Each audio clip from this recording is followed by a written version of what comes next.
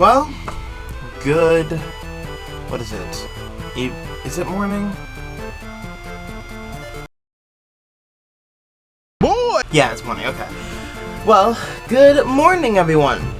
This is Xavier the Hedgehog here, and, well, some of you guys may have remembered on stream, well, I said this several times, that I wanted to do an audiobook for Astaria. But the issue is that, well, now the college and school and other obligations have, strewn up for people. It's not going to be very easy, or really possible, honestly, to get all of the guys and gals I wanted to get to, voice act for this. So I thought, fuck it, I have the book. I can go ahead and take every week and just read it out. Sort of like how you'd have on Amazon. But here is the cover.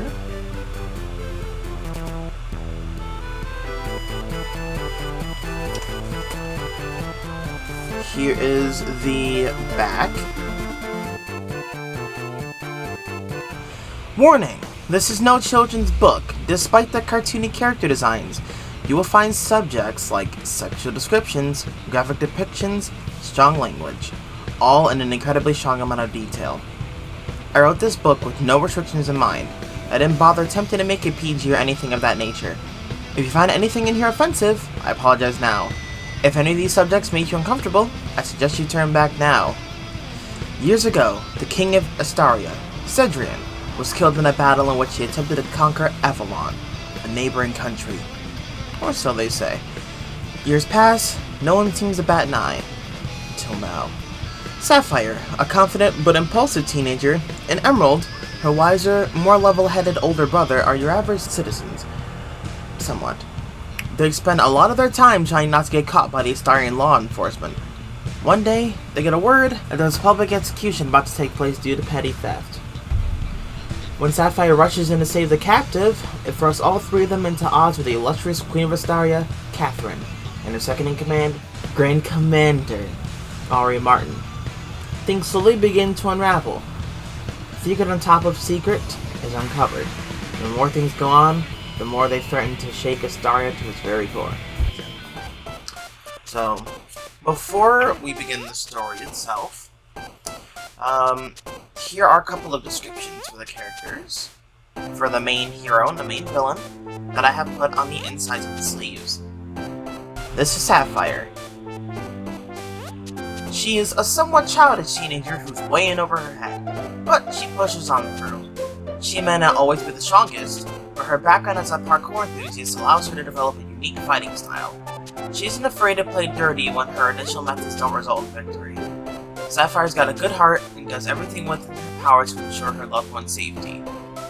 She'll throw everything she's got at you, which can lead to her being overzealous and open to danger.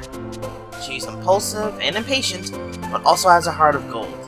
Is confident and eager to learn. She'll sacrifice everything for a better future, for us all. And I should also probably give you the description for Queen Catherine. Queen Catherine. The widowed queen has been ruling Astaria for many years, and has a plethora of scars, the most prominent of which is across her right eye. She's cunning, intelligent, and great with the sword, but her first instinct is not to fight immediately. The Astarian queen is more of a self-professed diplomat. However, when she loses her temper, all bets are off. All mercy is lost. She attempts to set a good example for her subjects. Catherine has a piercing sense of honor, and would rather match an adversary in a balanced engagement instead of an ambush. Nevertheless, she is also ruthless and iron-fisted. She's iron-willed and will not budge for anyone when she believes she's in the right, and what will keep her subjects safe. Speaking of which, before I continue, I should probably name you all of the characters, so that you have a good idea when I get to their descriptions. just so you can kind of attach a name with a face, put it that way. So, this is Sapphire. This is your main character. This is Lady Kaylin. She is a criminal that ends up getting saved by Sapphire. This is Kayla. She'll be relevant later. This is Queen Catherine, your main villain. This is Emerald, Sapphire's older brother. This is Serena. She is an assassin. This is Serrano. He is a mercenary, which is sort of like an assassin. Then you have Grand Commander Ari Martin right there. And you got a couple other characters that will be more relevant later. So, that said, okay. This page is basically just like the warning on the back of the dust jacket, just with a little bit attached. And a little bit goes. Additionally, if you like what you read, you might have a good time watching me draw on stream, watching some small animations I've done for the series, or things of that nature over on my YouTube channel, XTHHedgehog. Anyway, have fun, and thank you so much for reading. Okay. Got a little bit of a preface before the story itself begins, and it reads, I dedicated this story to my mom, who loves herself a good mystery story. I don't have many chances to, nor do I like to always sit down to watch TV. However, it is fun sitting down to watch a good old mystery show with her and discuss motives, killing techniques, and anything of the sort. She's one hell of a smart cookie, and doesn't just shut her brain off when she watches movies. She thinks about them logically, like I tried to. Hopefully I've made you proud, Mom. I love you. And yes, I know this book is long and has a lot of detail, but I refuse to restrict myself and risk not getting my characters properly across. Additionally, I want to thank my closest friend, Anya. She was kind enough to take the time out of her day to tidy up my pretentious English and look for plot holes and things of that nature. She took this genuinely seriously and made as many tweets as she could, and inquired about why things were worded the way they were, some plot points, among other things. Basically, she was a second writer, or a proofreader, I guess, so I give you my everlasting love and respect. Thank you so much. I definitely owe you one. Love ya! Furthermore, I should also thank a good friend of mine, SF77. Like Anya, he was kind enough to read the story and give me some criticism and praise, both of which I found vital. I always love to learn how my work could be better. And SF helped give me that chance. He also is really enthused about this project, and it's possibly Astaria's first true fan. He has a favorite character and was the first to make some fan art with no prompting, which I wholeheartedly appreciate, SF.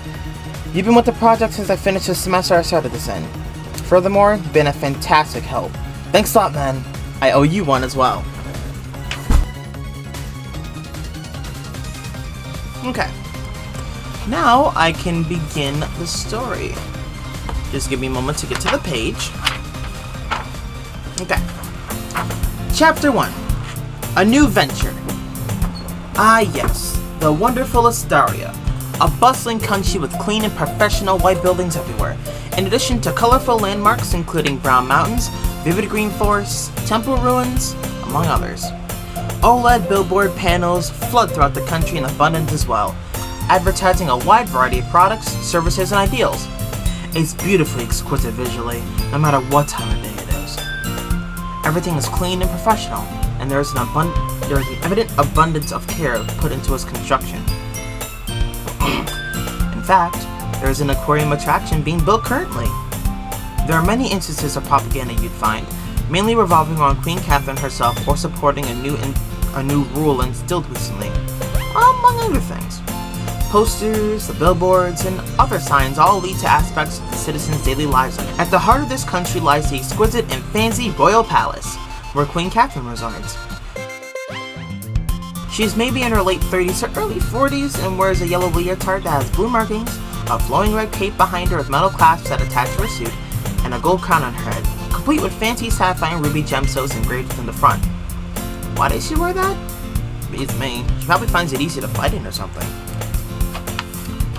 Anyway, The Royal Palace's exterior is a beautiful place, with an angular, luxurious design fitting for the queen inside. 2 spires on either side, large brown double doors for the back and front, and a balcony in the back that overlooks a beautiful light tan boardwalk. The rugged stone texture is a testament to its age, and masks the true beauty of the interior.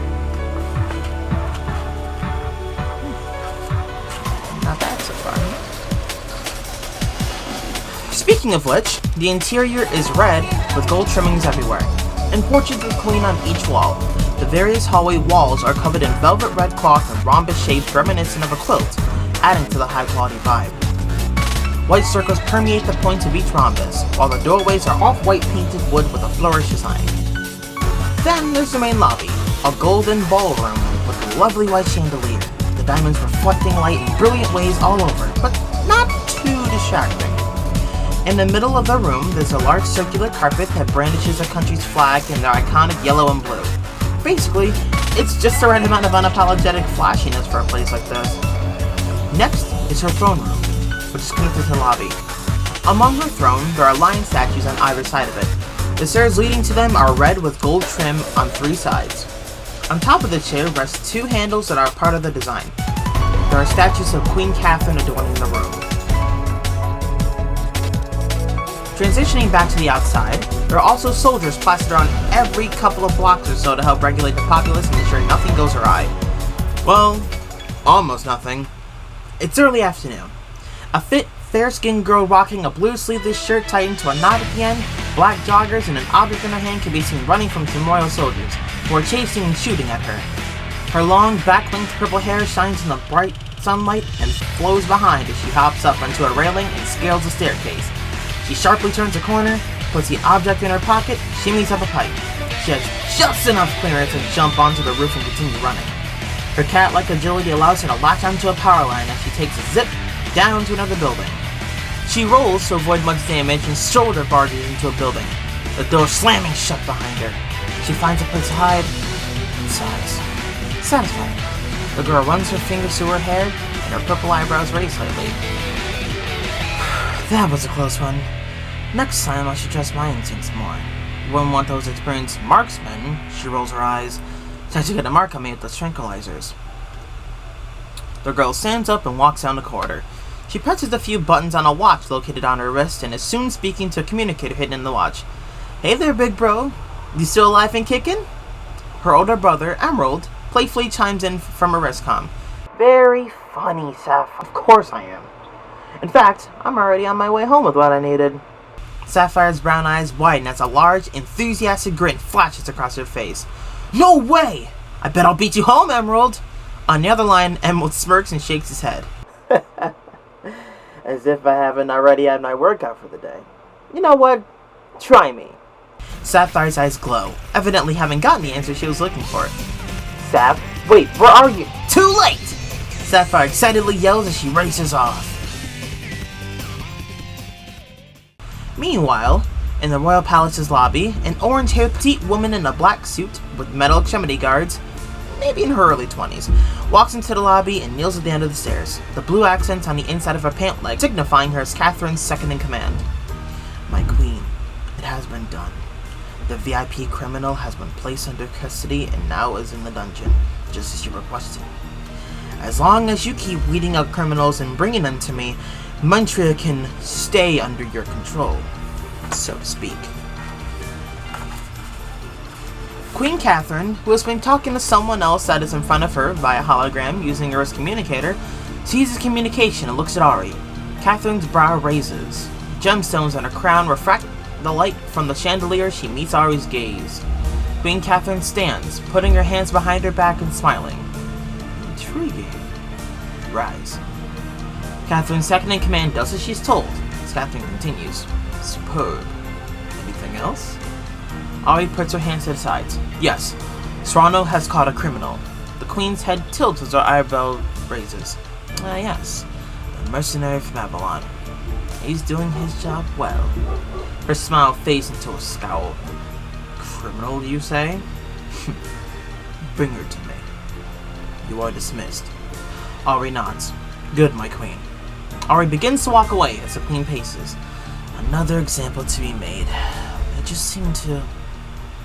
Catherine's voice trails off. A running Sapphire turns a corner and slows down her pace to a walk. Looking round, she's now on a side street populated with the same white buildings as all over Astaria. She happens to walk over to a lilac tree and starts smelling the flowers when a person in a gray suit calls her from across the street. "Hey yo, you kinda cute. Can I ask you out?" "Hey yo, what the fuck?" Sapphire turns to see the person. Sapphire figures are male of probably Necompton descent based on the accent and skin tone. Sapphire keeps one eye closed as she shakes her head no. "Damn. Well, see you around anyway. It's hard finding a girl with a body like that." The man continues walking, putting his hands in his pockets. Sapphire, no longer in the mood to stop and smell flowers, begins fast walking. About 20 minutes later, she walks into a beautiful yellow wooden house with white trim on a small dead-end side street where it's the only house, with a park in the back, around 2 blocks away and 2 empty lots on its sides and a large field beyond that. Whew, what a workout, she says as she wipes her brow and moves her bangs away from her face. I'll say. Sapphire gasps and jumps as Emerald walks into the door. Emerald, maybe 23 or 24, has dark green hair and a similar complexion to Sapphire, and dons a gray shirt with a denim jacket and jeans. Did you get your information? The two take off their shoes at the door. Yeah, Sapphire replies as she walks with the kitchen table, throwing Emerald the audio player, which looks a bit damaged, no doubt from a run-in with the police. Thanks. No problem. I'm gonna head into the shower. Emerald nods as Sapphire heads upstairs, and he pulls out the one he has. He presses play on the audio device she tossed him. The electrical interference is evident as the frantically recorded message begins. "There's something... Maitria, she's about to be... for petty theft... public... tomorrow... 3... The recording cuts out, and Emerald looks a bit puzzled. She's about to be... something for petty theft. That sounds like... perhaps... execution? Emerald shakes his head. He thinks to himself.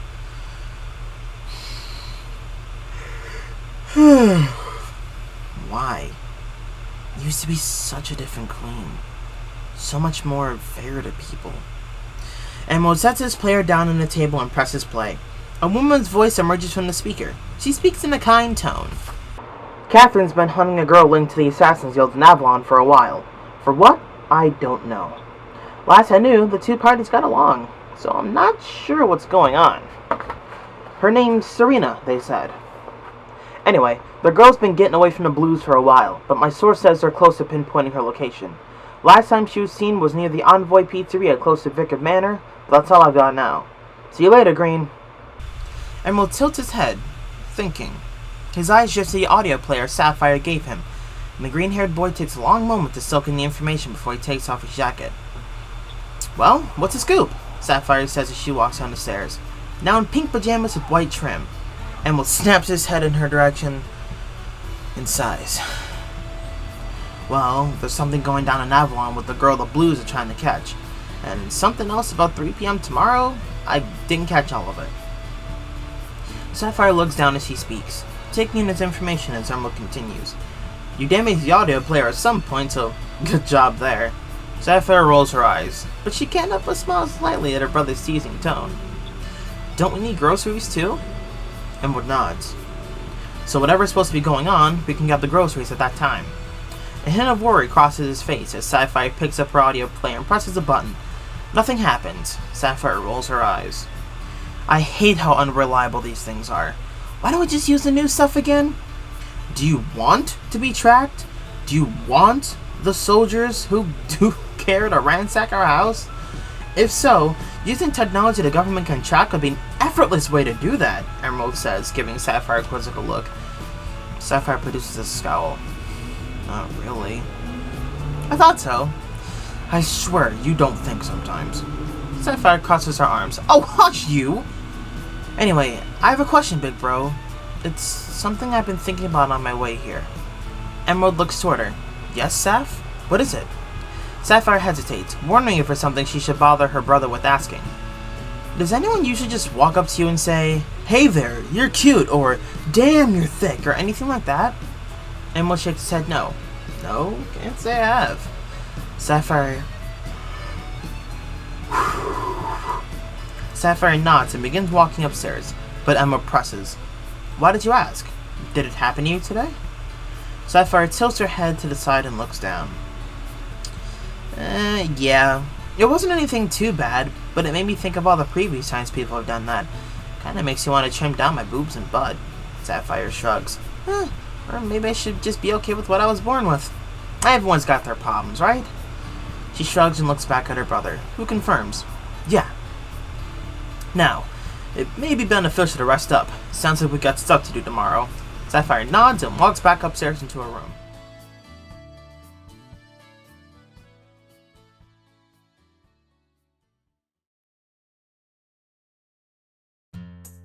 Her room is orange and neat.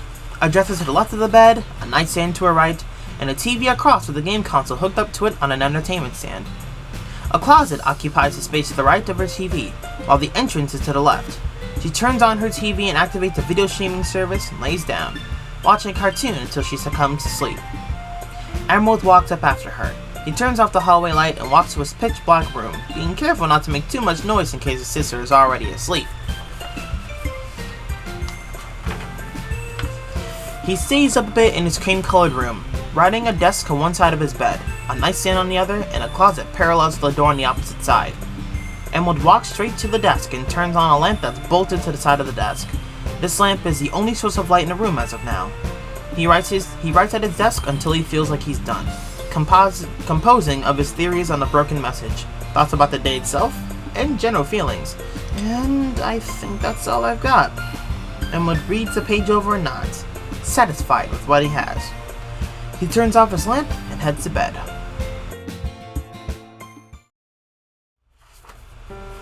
Okay. Well, there is Chapter 1, A New Venture. So, what do you guys think so far? Does it sound interesting? Well, I mean, this is only the start of it, so I wouldn't expect it to sound amazingly interesting just yet. But what do you guys think of Sapphire and Emerald at this point? I haven't seen them interact too much, but I'm kind of curious.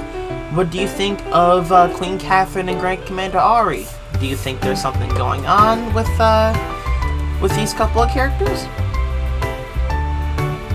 Let me know your thoughts in the comments. I'm very excited to hear what everyone has to say. And did you like my performance? Do you think my voice acting was consistent with the situations? I hope so. Anyway, this is XTHHedgehog, and I'll see you in about a week for part 2.